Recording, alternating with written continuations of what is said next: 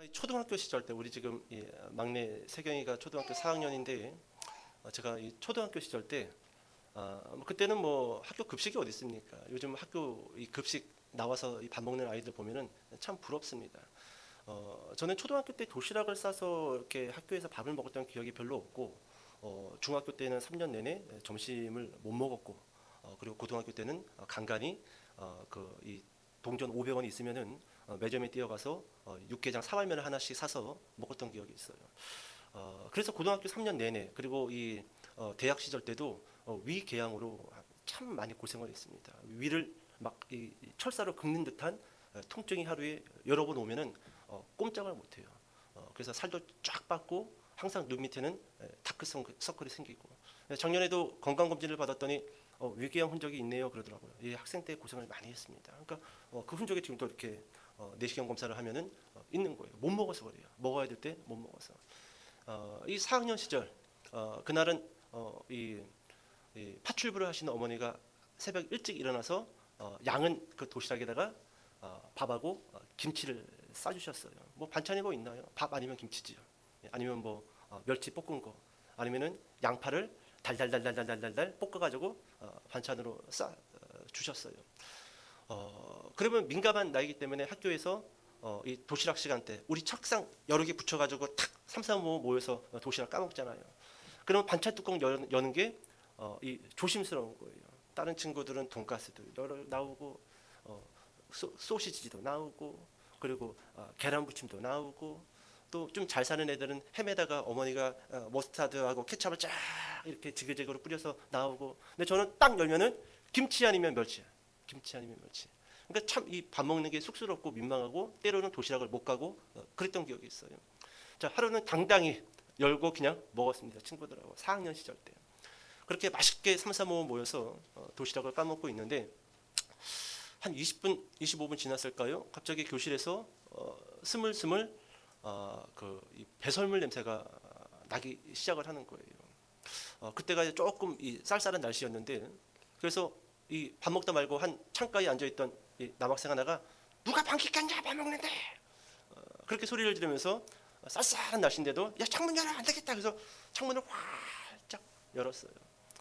그렇게 한 몇 분 환기를 시켰더니 그 떡 냄새가 더 이상 나지 않는 거예요. 밥 먹는데 큰 지장이 없는 거예요. 방귀 냄새 다 나갔나 보다. 그렇게 이제 창문을 닫고 도시락도 다 먹고 이제 수업 시작 10분 남짓 선생님도 식사를 하시고 교무실에서 교실로 문을 열고 들어왔어요.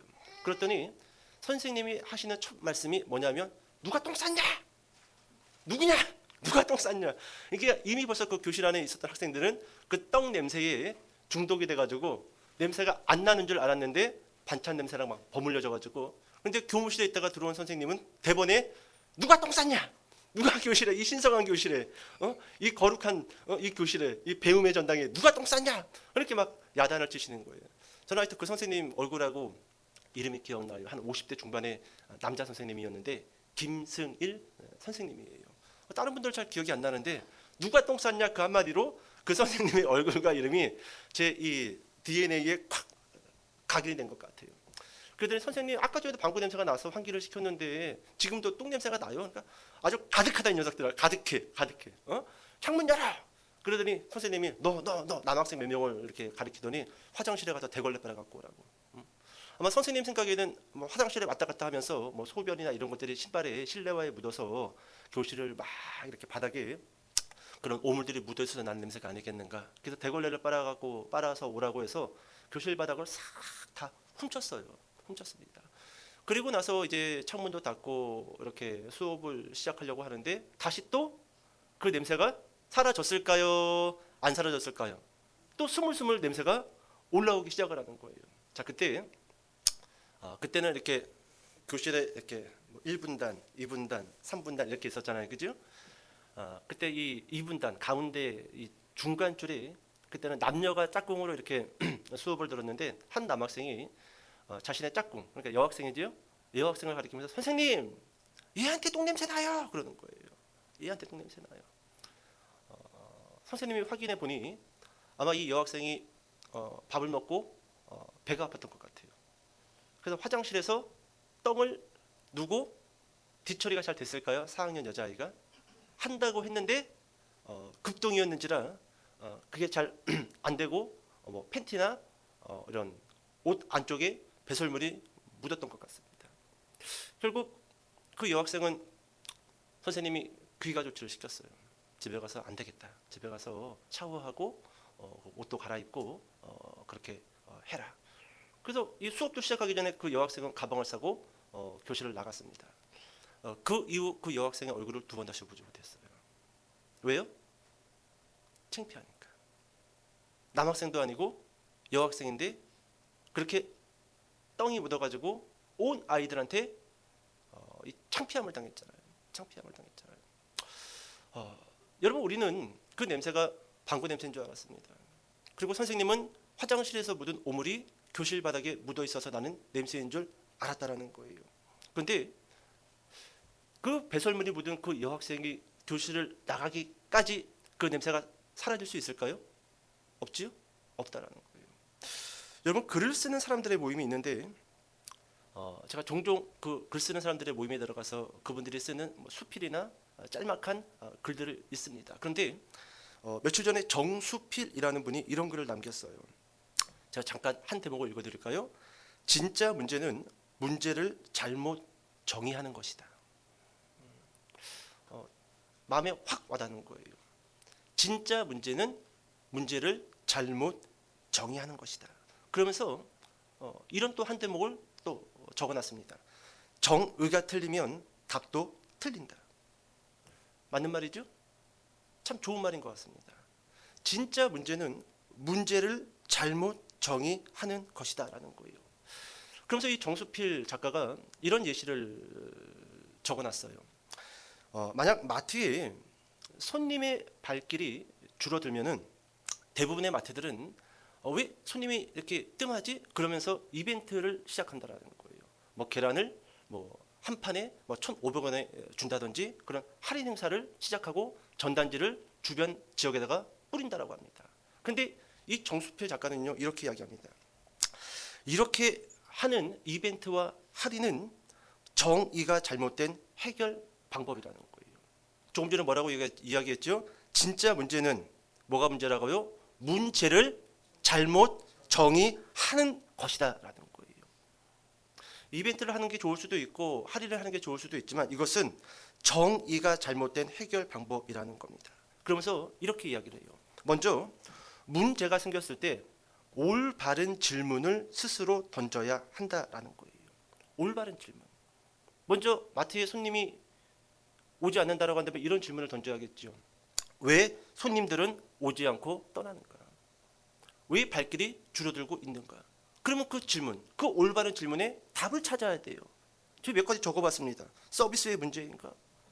오늘날 사람들 어디 가서 서비스 개떡 같으면 두 번 다시 가요 안 가요? 말이 써도 안 갑니다. 우리가 밥만 먹으러 가는 건 아니지요? 그 식당의 주인의 그 말 맵시, 쳐다보는 눈빛, 물컵을 하나 내려놓더라도 손님을 귀하게 여기는 그런 마음가짐, 서비스의 문제인가? 서비스의 문제인가? 아니면 위생의 문제가 있나? 지역의 다른 마트에 비해서 우리 마트가 좀 지저분한가? 좀 복잡하고 좀 어지럽게 물건들이 진열되어져 있나? 그 질문 앞에 답을 달아야 된다는 거예요. 아니면 가격의 문제일 수 있지요. 우리 사모도 꼭 뭐 우유 하나 사러 가야 되는데 집 앞에 널린 게 같은데도 저기 가면 싸대요. 그리고 차로 왔다 갔다 합니다. 차 기름값을 생각을 안 해요. 차 기름값을. 그게 심리적인 겁니다. 오늘도 우유를 내가 100원 싸게 샀다. 기름값은 1,500원 들었는데. 환장합니다. 아주 환장해. 그래도 기쁜 거예요. 어쩌겠습니까? 네, 어쩌겠어요. 꼭 굶주린 하이에나처럼 어디가 더 싸나?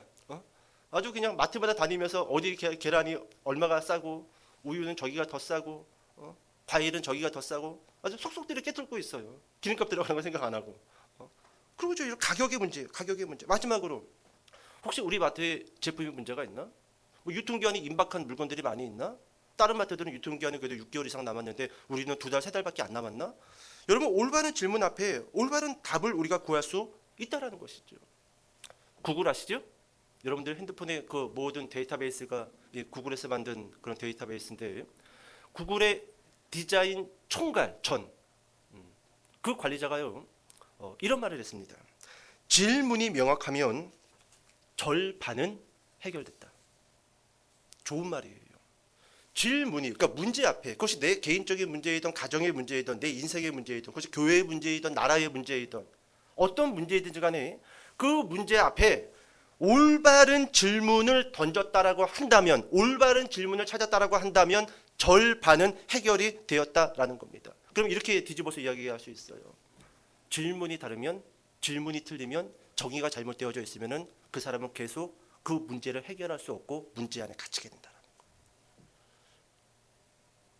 그러니까 여러분 문제가 어쩌면 문제가 아닐 수가 있어요. 그 문제를 정의 내리는 나 자신이 문제일 수 있죠? 그렇습니다. 그렇습니다. 여러분 우리가 지난 시간에 지난주일이죠? 아마 지난주에 했던 말씀 기억이 잘 안 날 거예요. 유대인들이 예루살렘에서 제사장들과 레위인들을 파견했습니다. 누구에게요? 세례 요한에게요. 세례 요한의 인기가 점점 급부상하니까 야, 뭔지 알아봐라. 정체가 누군지 알아봐라.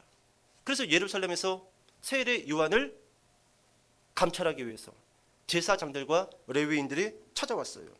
그리고 세례 요한을 만난 이 종교 지도자들은 몇 가지 질문을 던졌습니다. 그 질문이 이거였어요. 첫 번째, 네가 그리스도냐? 두 번째, 네가 엘리야냐? 세례 요한이 뭐라고 대답했지요? 나는 아니라. 지난주 설교 제목이었잖아요. 나는 그리스도가 아니라. 나는 엘리야가 아니라. 마지막으로 질문 하나 더 던집니다. 네가 바로 그 선지자냐? 뭐라고 대답해요? 나는 아니라. 나는 아니라. 여러분 예루살렘에서 파견받은 이 종교 지도자들은 세례 요한을 만나서 왜 이와 같은 질문을 던졌냐라는 거예요. 네가 그리스도냐? 네가 엘리야냐? 네가 바로 그 선지자냐? 여기에는요 몇 가지 이유가 있어요. 그 중에 가장 중요한 이유가 뭐냐면 지금 유대인들은 그리고 유대인들에게 파견을 받은 종교 지도자들은요 지극히 개인적이면서 국가적인 해결하고 싶은 문제 하나가 있습니다. 문제 하나가 있어요. 개인적이면서도 국가적인 해결하고 싶은 문제. 그게 뭘까요?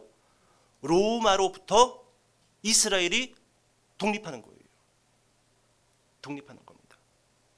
그들은 그것이 그들의 가장 큰 해결하고 싶은 문제다라고 생각을 했고 그렇게 질문을 던졌던 거예요. 하나님이 보내실 그 그리스도, 그 정체가 정확히 모르겠지만 아마 다윗의 씨앗에서 온다고 했고 다윗의 왕권을 다시금 회복시킨다고 했으니 아마 다윗과도 같은 전쟁의 영웅 한 번 부하들 데리고 나가면은 백전백승. 로마로부터 독립하고자 하는 그 문제를 안고 찾아와서 던졌던 질문이라는 거예요. 그러면 여러분 이 유대인들과 이 종교 지도자들 생각하는 정의 그 올바름은 무엇이냐면 이렇게 이야기해 볼 수 있어요. 로마를 내쫓고 자유와 평화를 다시 찾는 것이다. 누굴 내쫓고요? 로마를 내쫓고 이스라엘이 자유와 평화를 다시 되찾는 것입니다. 여러분 이와 같은 정의를 가지고 있었어요. 이와 같은 질문을 가지고 있었단 말이에요. 유대인들이.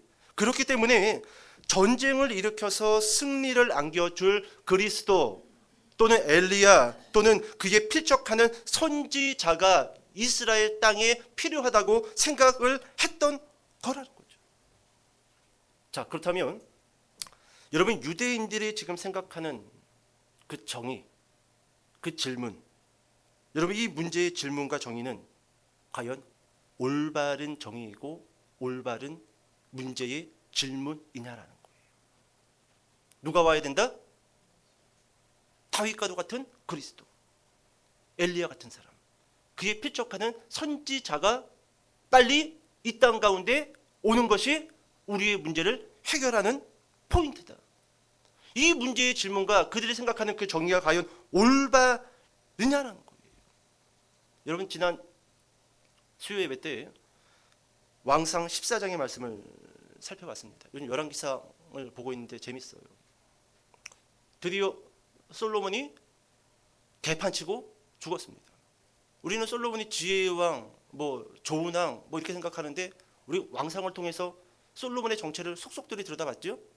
솔로몬 그놈 아주 나쁜 놈입니다. 똑똑한데 그 똑똑한 것을 자기를 위해서 사용한 인물이에요. 결국 솔로몬이 나라를 개판치고 나라가 두동강 났죠. 르호보암, 여로보암. 북쪽 10지파는 여로보암이 왕이 돼가지고 북쪽. 남유다는 솔로몬의 아들 르호보암이 왕이 돼서 또. 여러분 지난 시간에 그 르호보암과 여로보암의 그 마지막을 봤어요. 13장, 14장을 통해서. 여로보암은 북쪽 10지파의 백성들이 남쪽 예루살렘에 내려가서 예배드리는 것을 두려워한 나머지 오늘날로 치면 38선을 그어버리고 단과 베델, 가장 북쪽과 북쪽의 가장 남쪽인 베델에 금송아지 2개를 만들어서 이게 바로 우리 조상들을 애굽에서 탈출시킨 여호와 하나님이다. 금송아지를 만들어 놓고 예루살렘에 갈 필요 없다. 그리고 8월 15일 우리 광복절이죠. 이 북쪽의 여로보암 왕이 8월 15일을 지 마음대로 절기로 만들어 놓고 절기 찾아 남쪽 내려갈 필요 없다. 우리도 절기 있다. 8월 15일 절기를 만들어요. 제사장도 아닌 레위인도 아닌 일반적인 사람들을 선발해가지고 제사장으로 삼고 온 산에는 산당을 만들어 놓고 좀 나무가 크면은 거기다가 무슨 뭐 빨간색, 파란색, 노란색 줄 달아놓고 여기서 기도하고 여기서 절하면은 들어줄 거다. 5만 가지 세상에 막 이방 우상들은 다 산에다 세워놓고 이 여로보암이 이렇게 만들어 버립니다. 그러면 남쪽에 르호보암은 잘했는가? 여러분 르호보암 죽기 전에 바로 앞에 말씀들을 읽어보면은요, 야 여로보암은 또 저리 가라 해요. 난리 부를 수 있습니다. 난리 부를 수 있죠. 남색하는 자부터 해가지고요, 막 5만 가지 우상을 막 도배를 해놔요. 도배를 해놔요. 자 결국 여러분 남쪽 남유다는요 애굽의 공격을 받습니다. 르호보암이 왕이 되고 얼마 지나지 않아 애굽의 공격을 받아서 아버지 솔로몬이 만들어 놓은 금 방패, 금 장식 싹 뺏겨요. 싹 뺏깁니다. 그리고 북쪽 여로보암은요 그의 아들 아비야 죽을 병에 걸려요. 죽을 병에. 그래서 여로보암 왕은 자신의 아내를 변장시켜서 아히야 선지자를 찾아가서 우리 아들이 죽을지 살지에 대해서 물어보게 합니다. 여러분 보세요. 제가 여러분들에게 지금 하고 싶은 메시지는 그겁니다. 지금 남쪽 왕이나 북쪽 왕이나 문제가 있어요. 남쪽의 왕은 문제가 이겁니다. 애굽이 문제라는 거예요. 애굽이 자꾸 공격을 해가지고 성전에 금 딱지 다 떼가고 아버지 솔로몬이 만들어 놓은 금 장식, 금 방패 다 뺏어갔다는 겁니다. 애굽이 문제라는 겁니다. 북쪽 여로보암 왕의 문제는 뭡니까? 아들의 죽음. 애가 죽을 것 같은 거예요. 갑자기. 멀쩡할 때 내가 갑자기 죽을 것 같은 거예요. 아들의 죽음이 문제입니다. 근데 여러분 정말 이게 문제일까요? 이게 그들의 올바른 정의가 맞을까요? 너의 정의가 뭐냐? 올바름이 뭐냐? 네 질문, 너의 문제는 뭐냐? 애굽이요. 아이의 죽음의 문제요. 이게 문제입니다. 그리고 질문을 던지는 거예요. 어떻게 하면 애굽으로부터 우리가 자유로울 수 있을까? 어떻게 하면 우리 아이를 살릴 수 있을까? 그 질문을 던지는 겁니다. 근데요, 아니에요. 그건 잘못된 정의입니다. 잘못된 질문이에요. 진짜 문제는요, 그 문제를 잘못 정의한다고 하는 거예요. 우리도 그러고 있어요.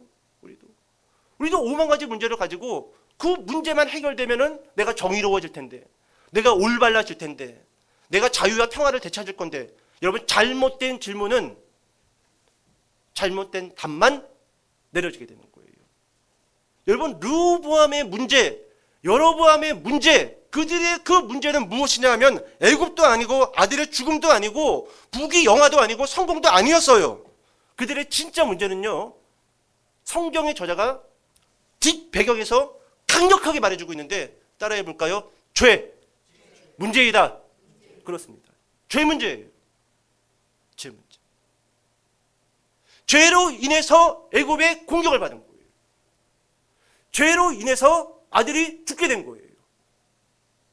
근데 죄는 싹 감춰놓고 그 질문은 던지지도 않고 죄로 인해서 나타난 여러 가지 결과물들을 가지고 그것만 없어지면은, 아까 그 여학생 배설물이 묻어서 냄새를 온 교실 안에 가득 채웠던 그 여학생, 그 여학생을 기가 조치시키지 않고서는요, 그 냄새를 없앨 수 있어요, 없어요? 창문을 열고 교실 바닥을 걸레로 훔치고 향수를 뿌려도 다시 떡 냄새는 교실을 가득 채울 겁니다. 우리 인생의 문제도 마찬가지예요. 뭐가 문제예요? 죄 문제예요. 죄 문제. 다른 문제가 아니라는 거예요. 오늘 여러분, 세상의 모든 문제는요, 뭐 정치적인 문제다, 외교적인 문제다, 뭐 경제적인 문제다, 뭐 건강적인 문제다, 별 희한한 소리를 다 하지만 오늘 믿는 자들은요, 세상의 모든 문제를 어떤 문제로 봐야 된다? 죄 문제예요. 금전적인 문제 아닙니다. 다른 데서 엉뚱한 문제 붙들고 엉뚱한 질문 던져봤자 해결할 수 없어요. 해결할 수 없어요. 어떤 문제라고요? 죄 문제예요. 여러분, 우리의 문제도요, 실제로 환경의 문제 아니에요. 아유, 내가 금수저를 물고 태어났어야 되는데 이런 망할 놈이 흙수저를 깨물고 태어났으니, 에휴, 이러니 뭐 내가 인생이 뭐 이 바닥에서 그냥 이렇게 기어다니는 것도 그렇지 뭐. 아니에요. 실제로 우리의 문제도 어떤 문제다? 죄 문제예요. 그리고 그 죄로부터 파생된 결과들이 내 인생의 문제라는 거예요. 여러분, 오늘 본문은요, 문제의 질문을 잘못 던지고 있는 우리들에게 정확한 질문을 가지도록 안내하고 있는 말씀 중에 하나입니다. 자, 본문 돌아와서 29절 읽어보도록 할게요. 29절. 자, 큰 목소리로 읽으세요. 자, 시작.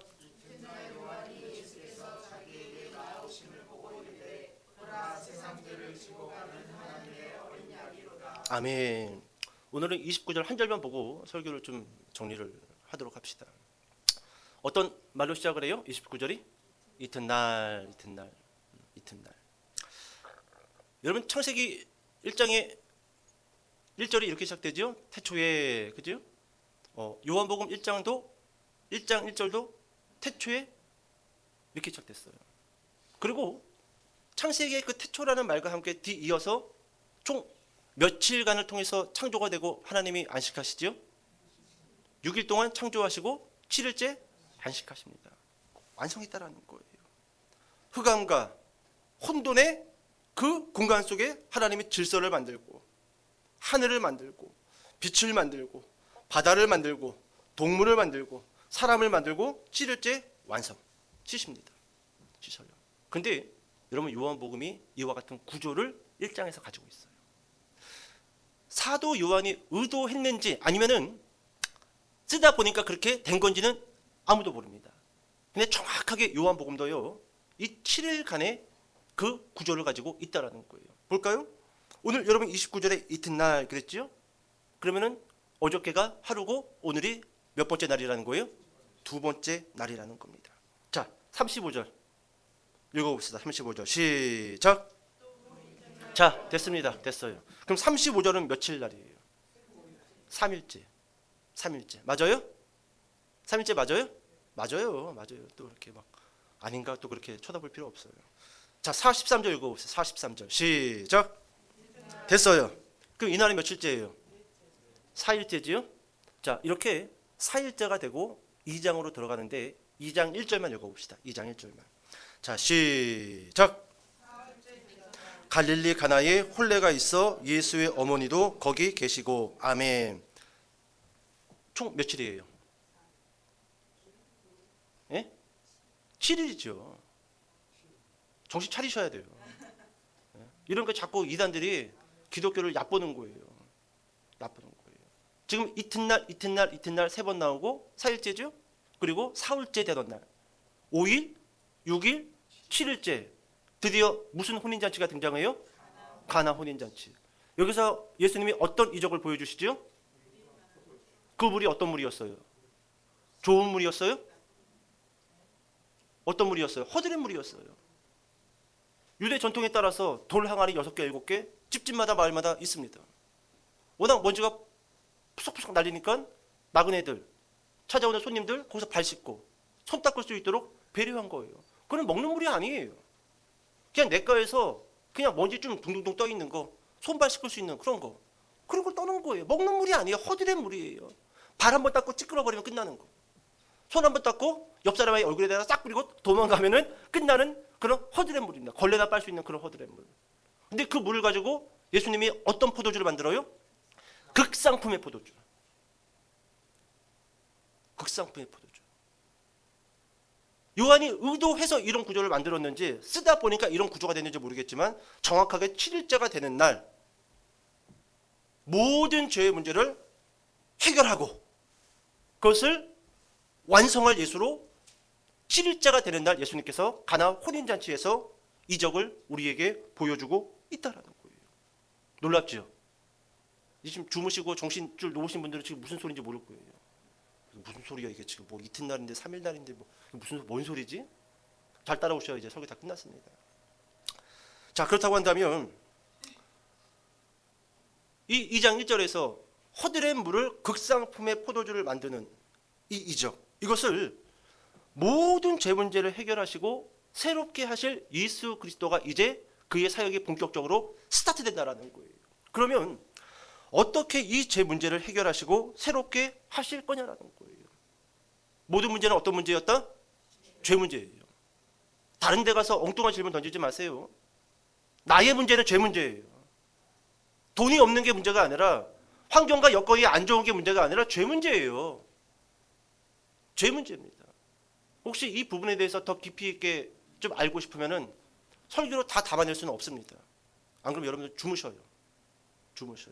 만약에 청년들만 앉아있다고 한다면 제가 한 두세 시간 더 깊이 있게 이게 왜 죄 문제인지에 대해서 깊이 있게 대화하면서 설교를 하겠는데 그러기는 어렵습니다. 어떻게 예수 그리스도께서 이 죄 문제를 해결하시고 새롭게 하실 것인가?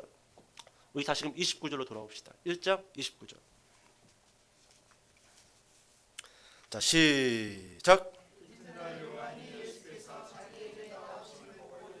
세상 죄를 지고 가는 하나님의 어린 양이로다. 여기 이런 말씀이 있습니다. 세상 죄를 지고 가는 하나님의 어린 양이로다. 여기서 세상 죄를 지고 가는 이라는 단어가 있죠. 지고 가는. 여러분이 지고 간다라는 이 단어의 헬라어가 따라해 봅시다. 아이로. 예, 어른 아이 할 때 그 아이로. 이게요. 원어의 뜻은 진다라는 게 아니에요. 따라해 볼까요? 제거하다. 없애다예요. 세상 죄를 어떻게 한다? 제거한다.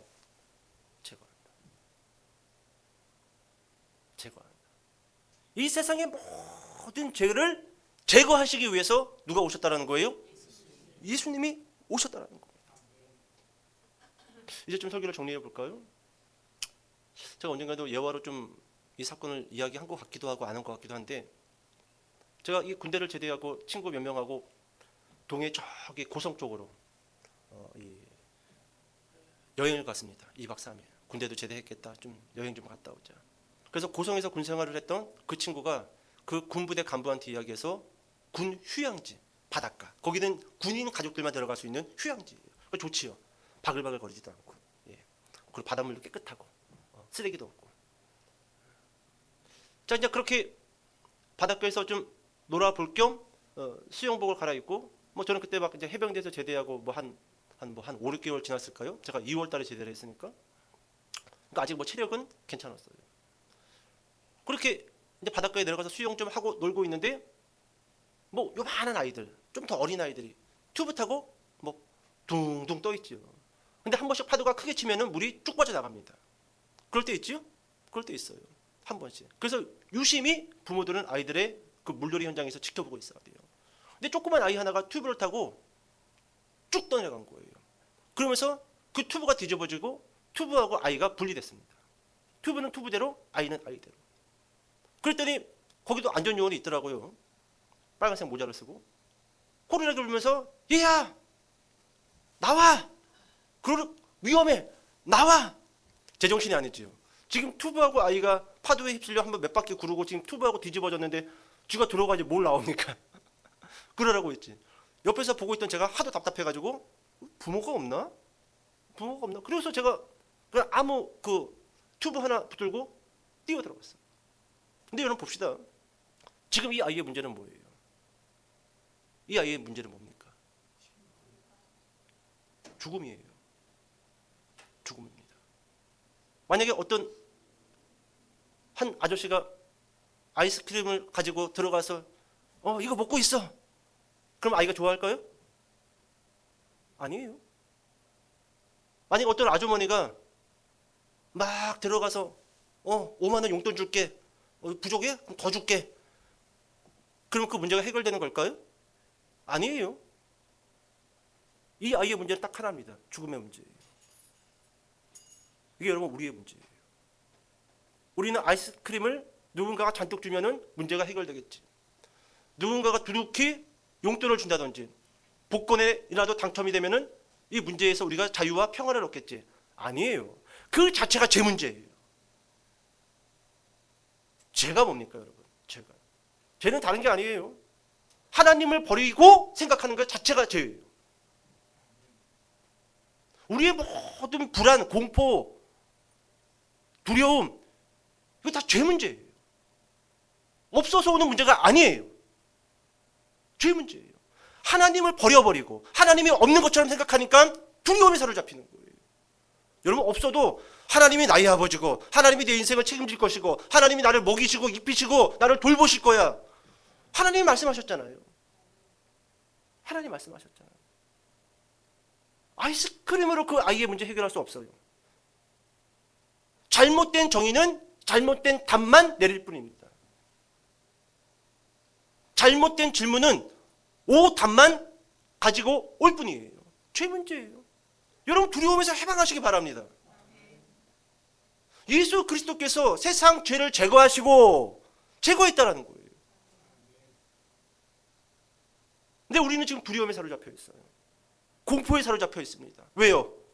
내 인생을 내가 책임져야 되는데 뜻대로 안 돼. 내 인생의 핸들을 내가 틀어야 되는데 이게 안 돼. 죄 문제예요. 죄 문제입니다. 저는요 요즘 들어 이 자꾸 떠오르는 말씀이 항상 기뻐하라, 씻지 말고 기도하라, 범사에 어떻게 하라, 그렇습니다. 여러분이 죄 문제에서요 온전히 자유와 평화, 주님이 주시고자 하는 그 뜻 안에 거하고자 한다면요 이 말씀 기억하세요. 다시 한번 항상 뭐라고요? 항상 뭐라고요? 쉬지 말고 범사에, 그렇습니다. 이거 놓치면요 질문을 잘못 던지는 거예요. 계속 감사하세요, 여러분. 감사하세요. 감사가 없는 사람은요 하나님이 더 안 좋은 상황으로 더 내려보냅니다. 그리고 그때 깨닫는 거예요. 그때가 감사했었구나. 근데 그때도 감사하지 못하면 더 내려가는 거예요. 감사하셔야 돼요. 감사하셔야 돼요. 에이, 왜 나는 왜 쌀밥에 김치만 먹나? 감사하셔요. 그럼 하나님이 더 좋은 거 주십니다. 불평하잖아요? 쌀밥도 못 먹게 해버려요. 김치도 곰팡이 핀 김치만 쿰쿰한 냄새 나는 거. 요즘 우리 집에 내가 잘 먹고 있는데 나이를 먹으니까 쿰쿰한 김치도 잘 먹어져요. 어릴 때는 싹 다 갖다 버렸는데 그런 김치는 빨아도 냄새 나잖아요. 찌개를 끓여도 쿰쿰한 냄새가 나고. 근데 요즘 그 맛있어, 쿰쿰한 게. 홍어 같기도 하고 맛있어요. 맛있어요. 여러분 죄 문제라는 거예요. 죄 문제. 저는 그 아이에게 고무 튜브 하나를 들고 바다로 들어가서 그 아이를 구조해 주었습니다. 그 아이에게 필요한 것은 뭐였어요? 고무 튜브 하나예요. 아이스크림도 아니에요. 용돈을 두둑히 주는 것도 아닙니다. 그 죄 문제예요. 죄 문제. 여러분 옷이 없는 사람에게 우리가 무엇을 주어야 할까요? 뭐요? 신발이요? 깨벗고 이제 신발만 신고 있으면 또 변태지. 맞아요, 틀려요. 배고픈 사람에게 무엇을 주어야 할까요? 먹을 것을 줘야 돼요. 여러분 로마서 1장 17절에 이런 말씀이 있습니다. 복음에는 하나님의, 따라해 봅시다, 의가 나타나서. 왜 복음에는 하나님의 의라는 단어를 썼을까요? 사람들에게 지금 무엇이 필요하다라는 거예요? 의가 필요하다라는 거예요. 복음에는 하나님의 아이스크림이 나타나서, 복음에는 하나님의 용돈이 나타나서 그런 말씀 없어요. 죄라는 그 질긴 동아줄이 내 안에 끊어지지 않고 있기 때문에 말씀은 버려두고 잘못된 질문을 계속 하나님에게 던지고 있는 거예요. 복을 주십시오, 복 주십시오, 복 주십시오, 건강 주십시오. 계속 던지고 있는 거예요.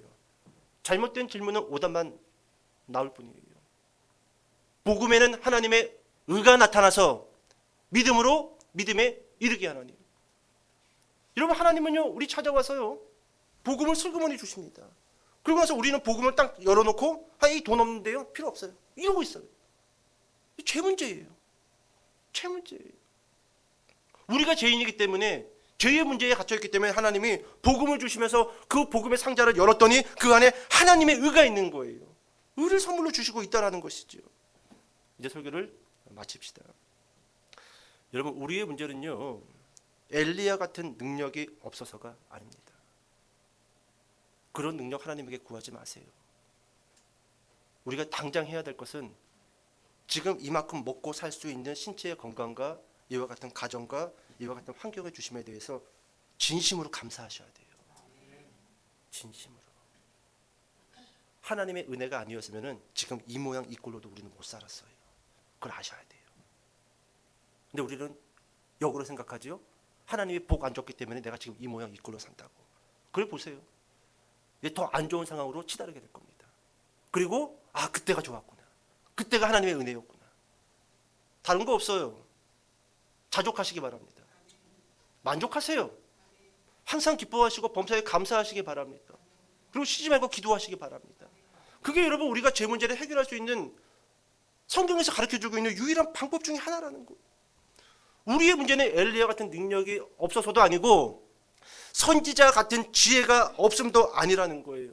어떤 문제다? 죄 문제다. 죄 문제다. 여러분, 우리는 우리의 문제를 해결하기 위해서 무엇을 바라봐야 할까? 29절 마지막으로 읽고 설교 정리합시다. 29절 시작.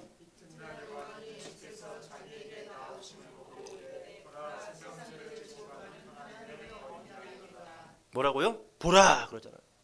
세상 죄를 지고 가는 하나님의 어린 양이로다. 다른 거 보지 마세요. 우리의 문제를 해결하기 위해서 어떻게 하면 돈을 많이 벌까? 의미 없어요. 우리는 지금 어떤 상황에 놓여 있는 사람들이다? 죄. 쉽게 생각하세요. 바닷속에 빠져 있는 사람이에요. 바닷속에. 다른 거 쳐다보지 마세요. 다른 거를 더 가지려고도 하지 마세요. 감사하세요. 보라, 세상 죄를 지고 가는 하나님의 어린 양, 그 하나님의 어린 양만 보라라는 거예요. 엉뚱한 정의를 가지고 그 정의가 맞는 것처럼 헤매지 마세요. 잘못된 질문을 가지고 잘못된 답을 찾고 그 답이 꼭 정의인 것처럼 생각도 하지 마세요. 보라, 세상 죄를 지고 가는 하나님의 어린 양이로다.